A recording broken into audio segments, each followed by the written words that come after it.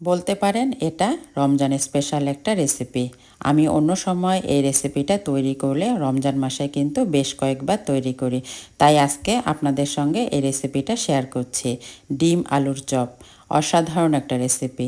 আমি রান্না শুরু করার আগে আলুগুলোকে সিদ্ধ করে নিয়েছি, তারপর ডিমগুলোকে সিদ্ধ করে নিয়েছি। তারপর একটা ফ্রাই প্যানে পেঁয়াজ কুচি, মরিচ কুচি দিয়েছি, দিয়ে এগুলোকে একটু লাল লাল করে নিয়েছি। আমি সাথে কিন্তু কাঁচামরিচ এবং শুকনা মরিচও দিয়েছি। আপনারা ইচ্ছে করলে এটা কাঁচামরিচ দিয়ে করতে পারেন। তারপর পরিমাণ মতো এখানে লবণ দিয়ে দিয়েছি, সামান্য জিরার গুঁড়া, ধনিয়ার গুঁড়া। তারপর আলুর সাথে সব কিছু খুব ভালোভাবে মেখে আমি এই যে হাতের মধ্যে তেল লাগিয়ে ভিতরে ডিম দিয়ে এভাবে চপগুলো তৈরি করে নিয়েছি।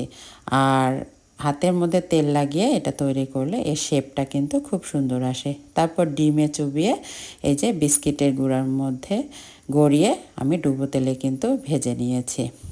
আর এই রেসিপিটা কিন্তু রমজানের জন্য একটা বেস্ট রেসিপি। আমি অন্য সময় এটা তৈরি করলে রমজান মাসে কিন্তু বেশ কয়েকবার তৈরি করি, যেহেতু আমার বাচ্চারাও পছন্দ করে, তাই আমিও এটা তৈরি করে নিই।